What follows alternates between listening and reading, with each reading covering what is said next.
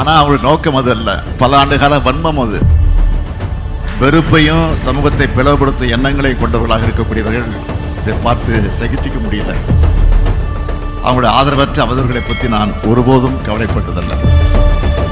இதெல்லாம் நான் பார்த்து கவலைப்படுறேன்னு யாரும் நினைக்க வேணாம். இன்னும் எங்களை கேலி செய்யுங்க, கிண்டல் பண்ணுங்க, கொச்சைப்படுத்துங்க, விமர்சனம் பண்ணுங்க. நாங்கள் இது வரைக்கும் 1100 திருமணங்களை கட்டணமில்லாமல் சீர்வரிசை பொருட்களையும் வழங்கி நடத்தி வச்சிருக்கிறோம். இப்படி நாள் முழுக்க சொல்லிக்கிட்டே இருக்க முடியும். அந்த அளவுக்கு சாதனைகளை தொடர்ந்து செஞ்சுக்கிட்டே இருக்கிறோம். எல்லாருக்கும் எல்லாம் என்ற பரந்த உள்ளத்தோடு நம்ம திராவிட மாடல் செய்கிற இது போன்ற சாதனைகள் வெறுப்பையும் சமூகத்தை பிளவுபடுத்தும் எண்ணங்களை கொண்டவர்களாக இருக்கக்கூடியவர்கள் இதை பார்த்து சகிச்சிக்க முடியல.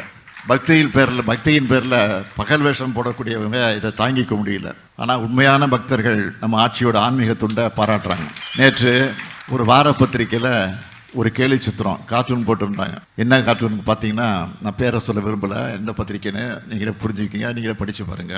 நான் காவடி எடுக்கிற மாதிரியும் அமைச்சர்கள் எல்லாம் அழகு குத்திக்கிட்டு இருக்கிற மாதிரியும் தரையில் உருளர் மாதிரியும் கார்ட்டூன் போட்டிருக்கிறாங்க.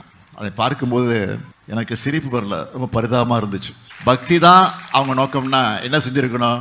நம்ம அரசோட சாதனைகளை, ஆன்மீகத்துக்கு செஞ்ச நன்மைகளை பட்டியலிட்டு பாராட்டி இருக்கலாம். ஆனால் அவங்களுடைய நோக்கம் அது அல்ல. பல ஆண்டுகால வன்மம் அது. அந்த வன்மத்துக்கு வடிகால் தான் இப்படிப்பட்ட கார்ட்டூன்கள். அவங்களுடைய ஆதரவற்ற அவதூறுகளை பற்றி நான் ஒருபோதும் கவலைப்பட்டதல்ல.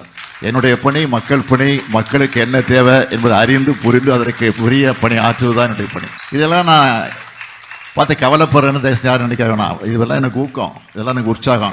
இன்னும் எங்களை கேலி செய்யுங்க, கிண்டல் பண்ணுங்க, கொச்சைப்படுத்துங்க, விமர்சனம் பண்ணுங்க. நாங்கள் அதை பற்றிலாம் கவலைப்பட தயாராக இல்லை. திருநாவுக்கரசர் மொழிக்கேற்ப என் கடன் பணி செய்து கிடப்பதே. நாம் தொடர்ந்து உண்மையான பக்தருடைய நலனுக்காக செயல்படுவோம் என்ற அந்த உணர்வோடு இங்கே மணக்கோலம் முன்னிற்கக்கூடிய மணமக்களை நான் வாழ்த்த கடமைப்பட்டிருக்கிறேன். எல்லா வளமும் பெற்று இந்த மணமக்கள் சிறப்போடு வாழ்ந்திட வேண்டும். ஒருவர் புரிந்து கொண்டு விட்டு கொடுக்கின்ற மனப்பான்மையோடு நீங்கள் வாழ்ந்திட வேண்டும். இன்பமான வாழ்க்கையை வாழுங்கள். அதே நேரத்தில் உங்களுக்கு பிறக்கக்கூடிய குழந்தைகளுக்கு அழகான தமிழ் பெயர்களை சூட்டுங்கள் என்று என்னுடைய அன்பான வேண்டுகோள். இதுதான் என்னுடைய அன்பான வேண்டுகோள்.